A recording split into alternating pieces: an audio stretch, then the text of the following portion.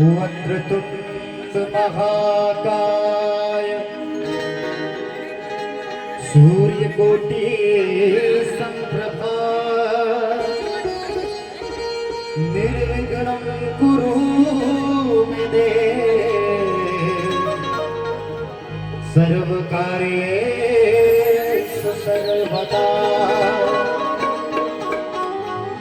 रिद्धि सिद्धि के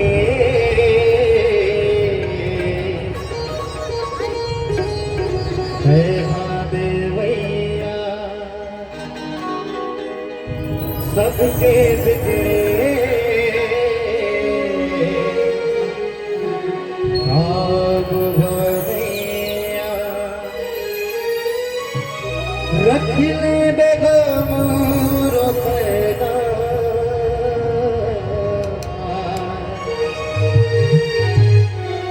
गौरी के दारा हे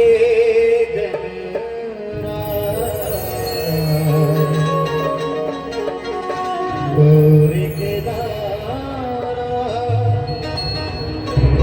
हे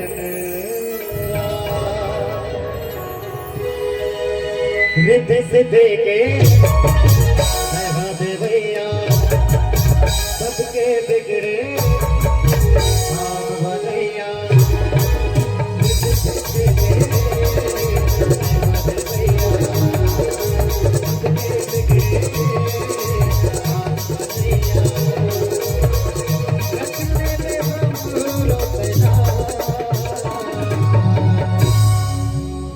गौरी के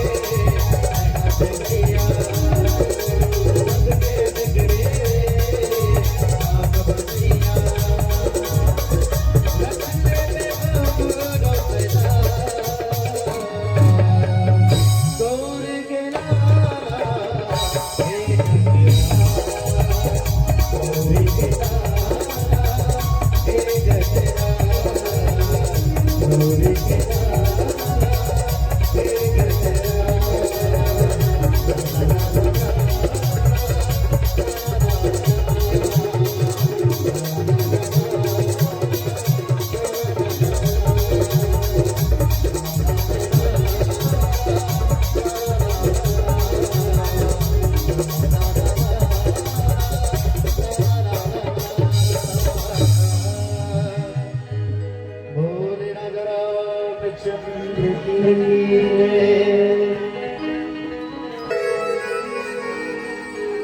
बोल से अवर रामचंद्र की जय। धर्म रागी धर्म प्रेमी सज्जन भी वात्सल्यमयी करुणामयी भक्तिमती माताएं, बाहर से आए हुए अतिथिगण, आज सुनहरा मौसम है, सुनहरा पल है, जो आज मानस गुण गायन करने का समय मिला है। गृह प्रवेश के पावन शुभ अवसर में श्री सीताराम यादव जी, गणेशी बाई यादव जी, पप्पू यादव, उर्वशी यादव, देखिए हम मकान बनाते हैं। क्यों? रहने के लिए मकान बनाते हैं, जरूरी है। व्यक्ति के जीवन में मकान का भी अहम भूमिका है, परंतु मकान बनाते समय बहुत सारे जीव जो है जंतु की हिंसा हो जाती है, मारे जाते हैं, और किसी जीव को जीवन दान आप नहीं दे सकते हैं, तो मारने का अधिकार भी नहीं है।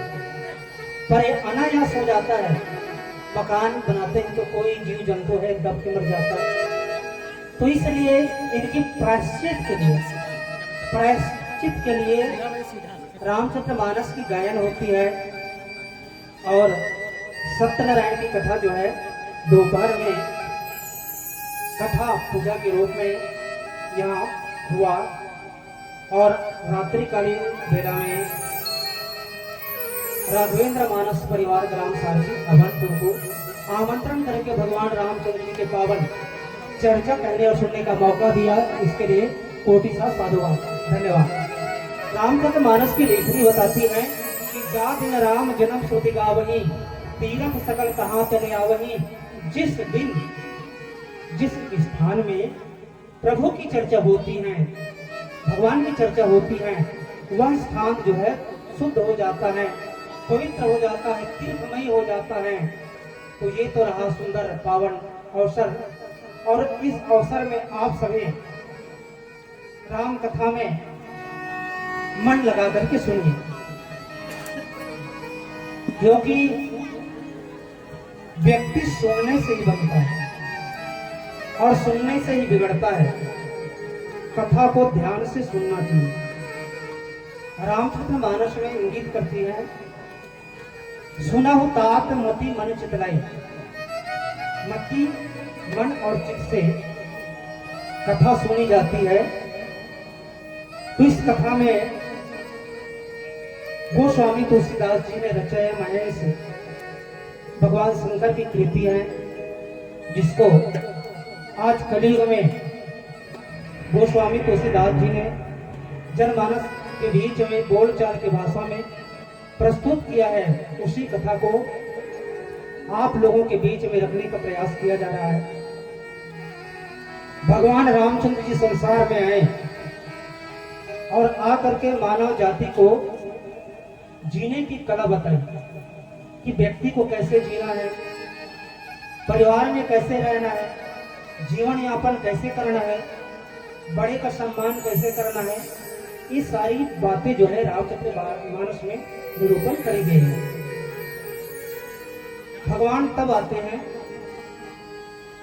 जब जब होई धर्म की हानि, बाढ़ई असुर अधम अभिमानी, तब तब धरि हरि विविध शरीरा और हरि कृपा निधि सत्तर धीरा। जब संसार सागर में अत्याचार बढ़ जाता है, उस समय भगवान को संसार सागर में आकर के मानव जाति को शिक्षा देना अनिवार्य हो जाता है, और शिक्षा देते हैं। भगवान आए और आकर के गुरुजनों को मान मर्यादा रखे, माता पिता का सम्मान किया। इन सारे बातें रामचंद्र मानस में बताई गई है। आइए भजन के बारे में फिर हम आगे चर्चा करेंगे। श्यामर रामचंद्र की जय।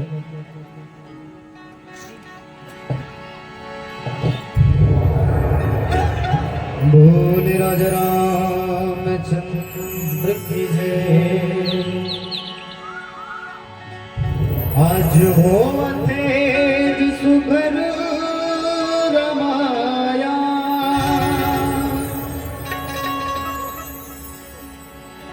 ये न सुने लया देना।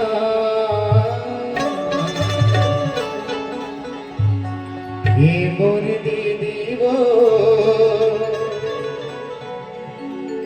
जन्माया मा भोलबे ये मोर भैया गा कथा सुने लाया बे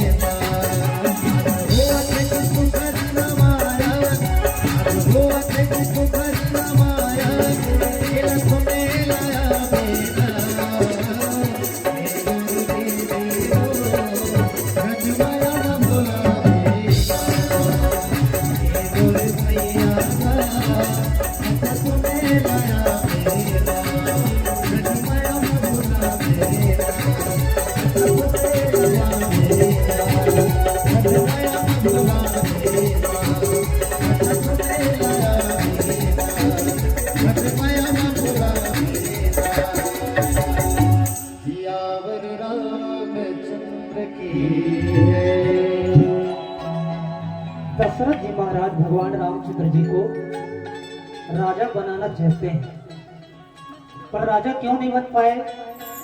राजा इसलिए नहीं बन पाए कि व्यक्ति के जीवन में कहीं काम है, क्रोध है, लोभ है, तो हमारे अंतर मन से ज्ञान जो है चला जाता है।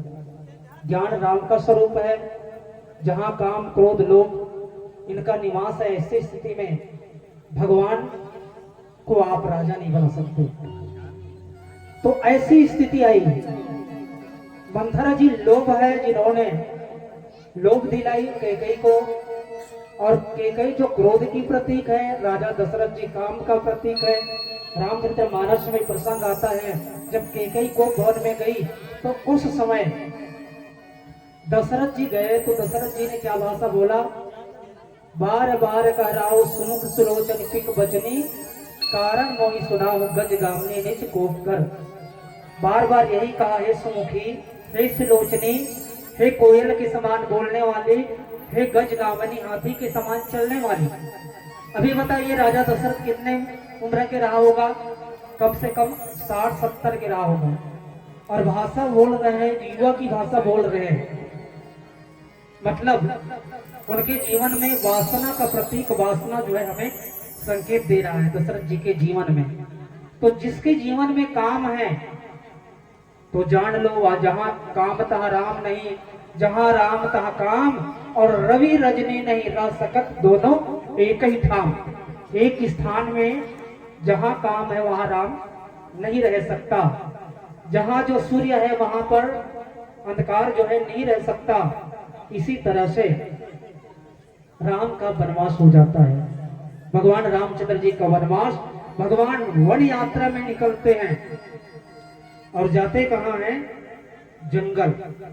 जंगल की यात्रा में निकलते हैं तो सामने पर केवट जो है, एक नाविक जो है नाव लिए खड़ा था।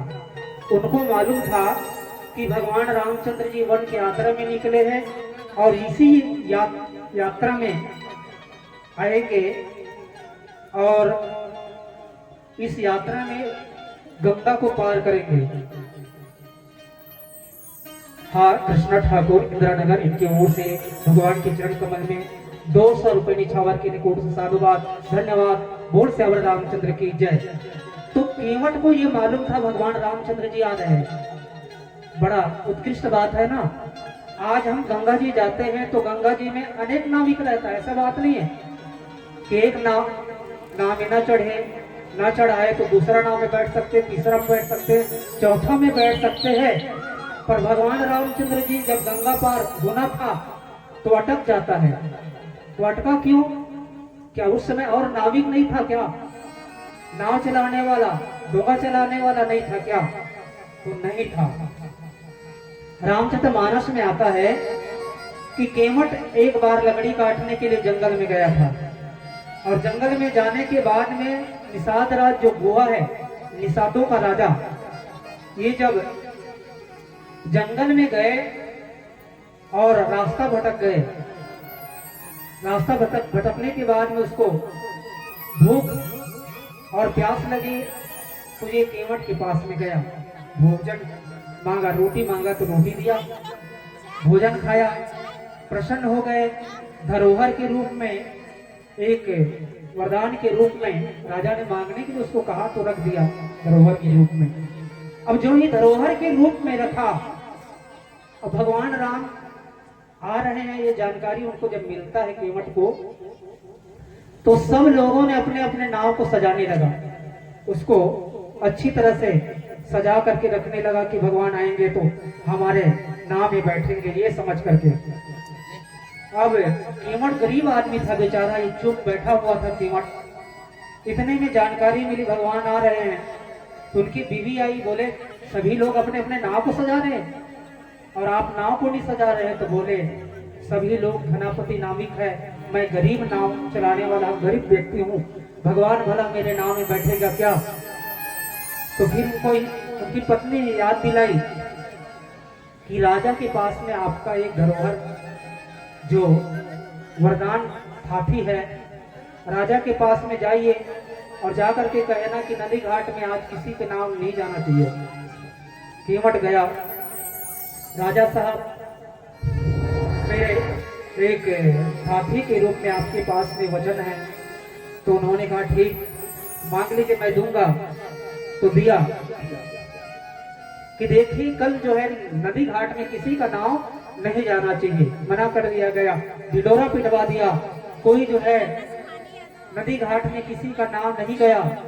अब केवट बेचारा अकेला था। इधर भगवान रामचंद्र जी, लक्ष्मण जी और जानकी जी उस नदी के किनारे पहुंचे और भगवान रामचंद्र जी से नाम मांगा।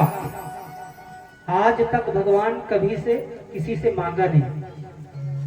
भगवान किसी से याचना नहीं किया है कोई भी शास्त्र में कि मेरे को ये दे दो, क्योंकि भगवान सारी सृष्टि का नियंता है, संसार का बनाने वाला है। बनाने वाला आज कीमत से मांगता है और मांगा तो उन्होंने कहा आपके लिए मैं नाव नहीं लाऊंगा, आपके लिए नाव नहीं बनी है। एक तो भगवान मांगा नहीं। देखिए त्रिलोक के मालिक है भगवान, और त्रिलोक के मालिक आज छोटे छोटे पद पदवी पदक में रहने वाला व्यक्ति के जीवन में अहंकार आता है, पर भगवान निरअहंकारी है। चाहते तो आदेश देते।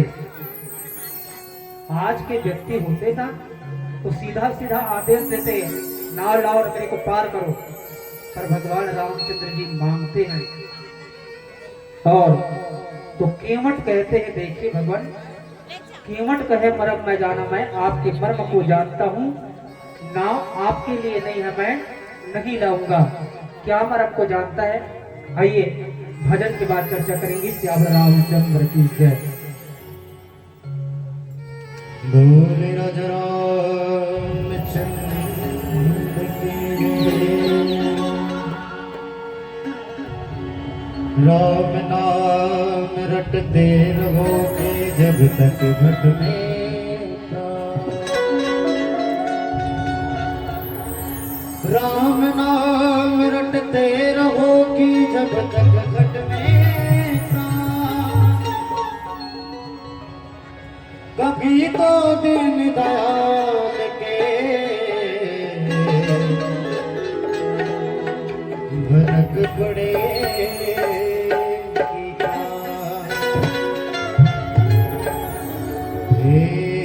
राम राम राम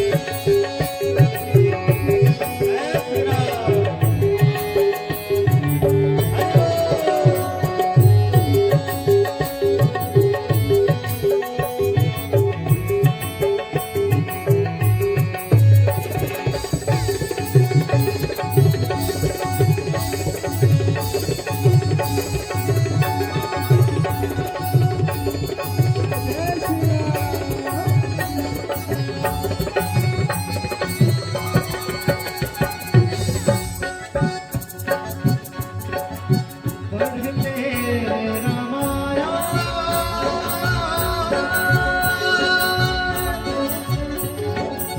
पढ़ले गीता भरले हरि ज्ञान मन में भजले राम सीता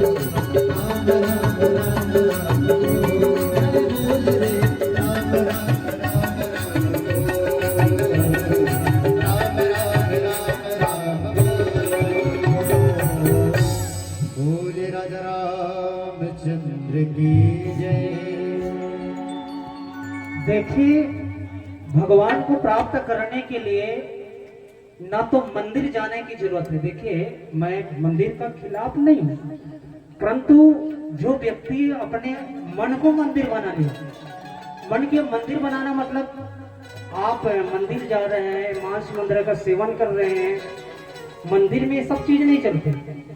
तो जो व्यक्ति अपने जीवन में अपने मन को मंदिर कहा गया है, और मन मंदिर में ईश्वर का वास है। हमारा शरीर ही एक मंदिर है, और मंदिर में ही भगवान की स्थापना किया जाता है। भगवान को जैसे आप सभी जानते हैं कि एक बार सीता जी ने कीमती हार हनुमान जी को दी, कीमती हार हनुमान जी को दी। हनुमान जी ने तोड़ के बिखेर दी, माला बिखेर दी। सीता जी ने भेड़ दी थी, बड़ा अच्छा नहीं लगा। भेड़ दिया है और देने वाला दिया है, और पाने वाला उसको तोड़ के फेंक दे तो अच्छी बात है क्या? तो तोड़ के फेंक दिया। उस समय सीता देवी आई, और सीता देवी आके कहने लगी, बेटा हनुमान, ये क्या कर रहे हो? मैंने आपको कीमती हार दी है, इसको तोड़ करके क्यों फेंक रहे हो?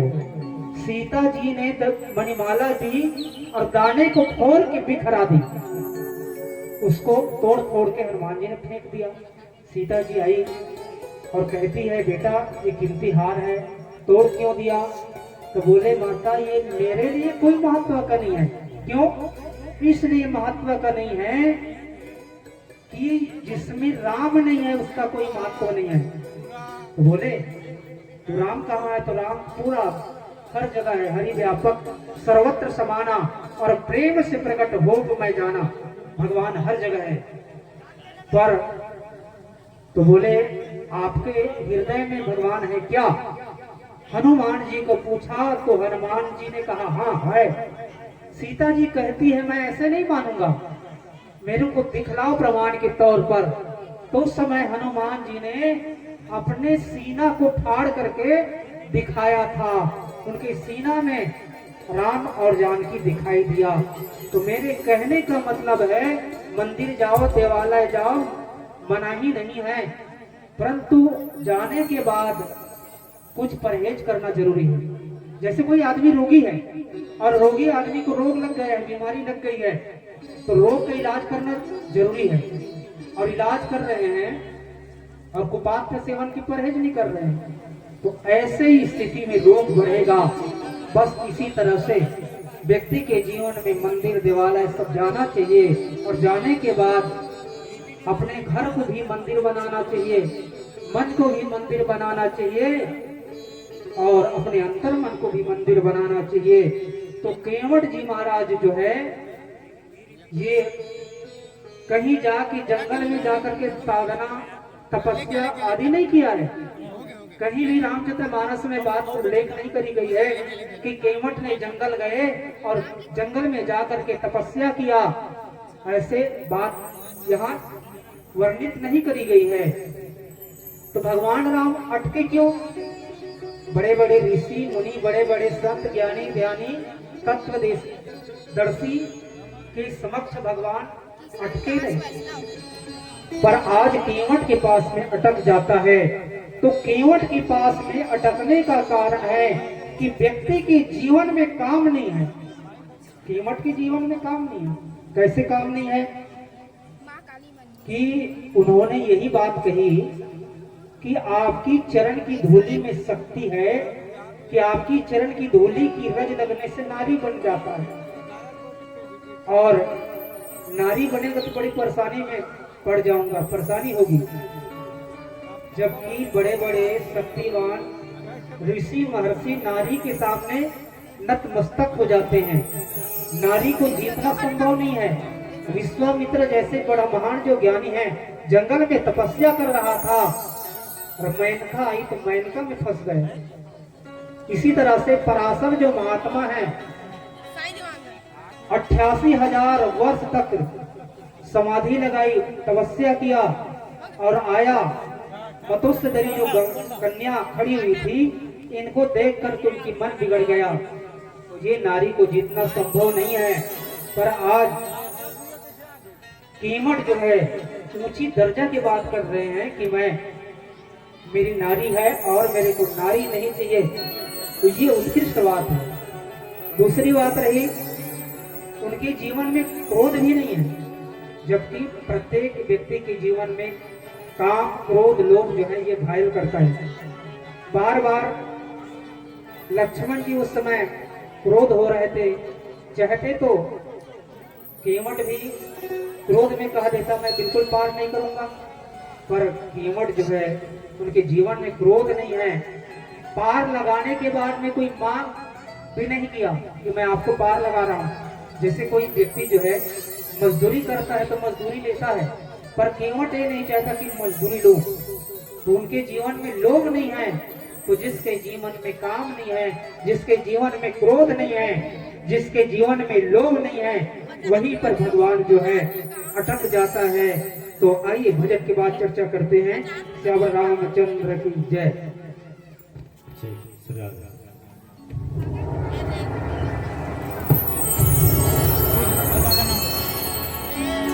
मेरी बिगड़ी बनाने वाला,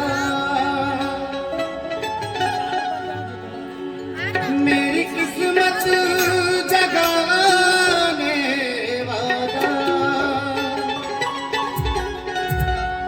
मेरी बिगड़ी बनाने वाला, मेरी किस्मत जगाने वाला, एक तू है, एक तू है, एक तू है मेरे श्याम, मेरे राम, एक तू है।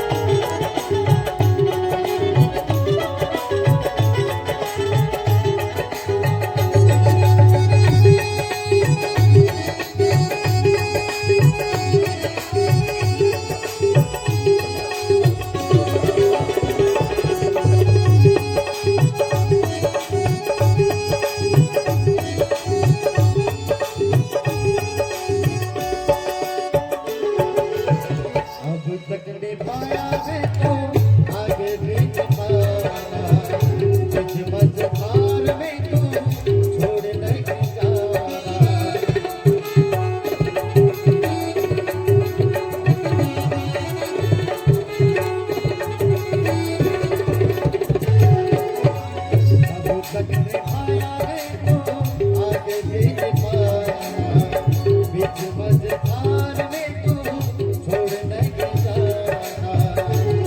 मेरी नैया चलाने वाला भक्तों का तू रखवाला मेरी नैया चलाने वाला भक्तों का तू रखवाला एक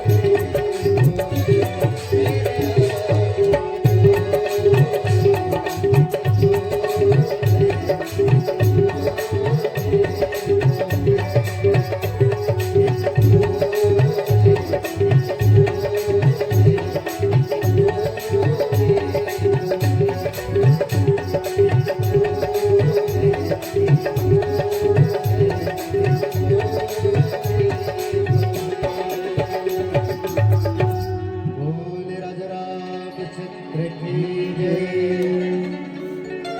केवट जो है भगवान को पार इसलिए ले नहीं पार करना चाहता है उनको मालूम था क्या मालूम था जिस समय विश्वामित्र के आगे रक्षक में आए तो शिला बनी हुई जो अहिल्या है अहिल्या को तार करके वो नारी के फिर रूप में उसको परिणित करी गई तो उनको मालूम हुआ कि देखिए भगवान आपकी चरण की धूलि में इतनी शक्ति कितनी शक्ति कि आपकी चरण की धूलि लगने से पत्थर भी नारी बन जाता है ये शक्ति है तो मेरी जो नाव जो है ये काठ की नाव है और काठ की नाव पत्थर जैसे कठोर नहीं है और ये कहीं नारी बन गई तो बड़ा गजब हो जाएगा ये तो एक बहाना था साथ साथ उसका ये कहना था कि मेरे परिवार का लालन पालन जो है इन्हीं से होता है ना मैं कोई व्यवसाय कोई धंधा पानी नहीं जानता हूँ इन्हीं से मेरा जीवन यापन होता है परिवार चलाता हूँ यदि आप पार जाना चाहते हैं तो आपके चरण को धोइएगा आपके चरण को धो लूं और चरण को धोने के बाद मैं आपको पार लगाऊंगा ये केवट का भाव है ऐसे तो केवट को हम देखते हैं कि केवट ये चाहता है उनकी साफ साफ मर्जी रही कि मैं भगवान का चरण धोऊं और चरण धोने से सचमुच बात है कि बड़ा भाग्यशाली है और इस तरह से बात सुन करके भगवान रामचंद्र जी सुनी केवट के बयन प्रेम लपेटे अटपटे बिहसे करुणायन चितई जान की लखन तन केवट की प्रेम से लपेटे हुए अटपटे वाणी को सुनकर ये अटपटे भक्त हैं प्रेम अंदर से लपेटे हुए हैं वाणी जो निकल रही अटपटे वाणी निकल रही है रामचरित्र मानस में 3-4 भक्त हैं एक है रावण जो खटपट भक्त है जिंदगी में कभी नाम नहीं लिया भगवान के नाम लेने की बारी आई तो छोटे तापस बड़े तापस ये कहता था और जब मरने की बारी आई तो उस समय सीधा कहते हैं कहाँ राम रहता प्रचारी उस समय राम लिया राम का नाम मरते समय लिया तो ये जो है लटपट वाणी निकली राम की और इसके बाद में खटपट भक्त है खटपट भक्त है बाली। बाली को ये तारा के द्वारा जानकारी मिला कि सुग्रीव से जो मिले हैं वो साधारण व्यक्ति नहीं है, वो भगवान है, वो राम है, वो अंतर्यामी है, समदर्शी हैं। ये जानकारी होने के बाद भी उन्होंने लड़ाई करी, तो ये खटपट भक्त हैं। रामचंद्र मानस में झटपट भक्त हैं, वो है विभीषण जी महाराज। विभीषण जी महाराज को जब जानकारी मिलता है, क्या जानकारी मिलता है? हनुमान जी के द्वारा भगवान बड़ा कृपालु है, भगवान कृपा करते हैं, भगवान अपने शरण में रखते हैं। ये बात की जानकारी मिलते ही उन्होंने अपने बोरिया बिस्तर बांधे और भगवान के शरण में चले गए। ये जो है झटपट भक्त हैं। तो ये रामचंद्र मानस में केवट जो है अटपटे भक्त हैं। बीसी करुणाएं चितय जानकी लखन तन। और भगवान रामचंद्र जी केवट की ओर देख करके और जानकी की ओर देखकर, लक्ष्मण की ओर देख करके हंसते हैं। और हंसने का कारण क्या है?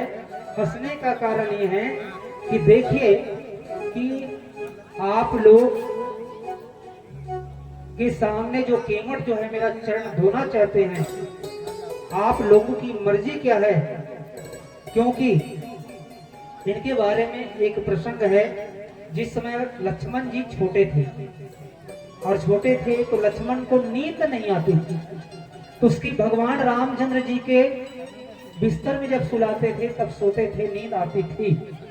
अब भगवान का विवाह हुआ, सीता जी आई, बड़ा गड़बड़ हो गया। लक्ष्मण को रात्रि में नींद नहीं आ रही थी, और जो व्यक्ति को नींद नहीं आएगी तो स्वाभाविक सी बात है उसके शरीर का क्षरण होगा। धीरे धीरे दुबला पतला होने लग गए। दशरथ जी उस समय वैद्य को बुलाए, हकीम को बुलाए, इलाज करवाए, कोई फायदा नहीं हुआ। वशिष्ठ जी आए, बात समझ में नहीं आई। तब भगवान रामचंद्र जी ने एक दिन कहा, भैया लक्ष्मण तेरी तबीयत बिगड़ने का कारण क्या है? तो उन्होंने कहा, भाई क्या बताऊं, जब से भाभी जी आई है आपकी चरण की सेवा नहीं मिल रहा है, इसलिए मेरे को नींद नहीं आ रही है, न भूख लग रहा है।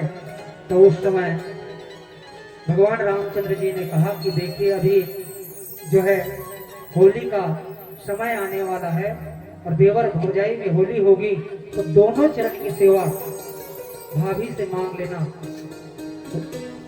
अब धीरे वो समय आ गया, समय आई, देवर भौजाई का होली हुआ। होली खेलने के बाद में सीता जी कहते हैं कि लक्ष्मण वर मांग। तो लक्ष्मण जी ने कहा कि मुझे दोनों चरण की सेवा दे दीजिए। ऐसे कहा तो सीता जी जो है व्याकुल होकर गिर गई।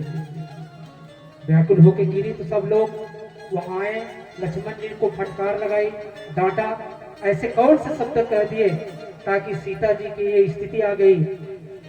तो सब लोग डांटे। इसके बाद भगवान आया, भगवान ने कहा कि लक्ष्मण क्या हुआ? तो भैया देखिए आपने युक्ति बताई थी और भाभी से वही वरदान मांगा, दोनों चरण की सेवा मांगा तो ये नीचे गिर गई। तो एक काम करना, युक्ति बताई कि इनके कान में दोनों चरण की जो सेवा आपने जो मांगा है, एक चरण की सेवा मांग लेना। तो उस समय उनके कान के समक्ष, सीता जी के समक्ष लक्ष्मण जी ने कहा कि भाभी मुझे एक चरण की सेवा दे दीजिए। ऐसे मांगा तो उस समय उठ के खड़ा हो गई।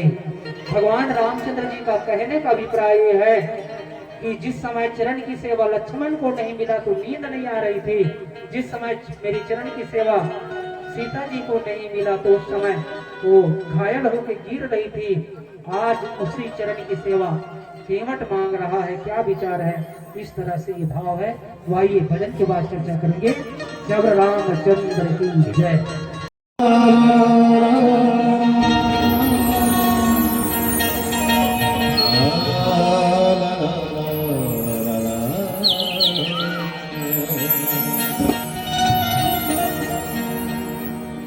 दूरी जिंदगी की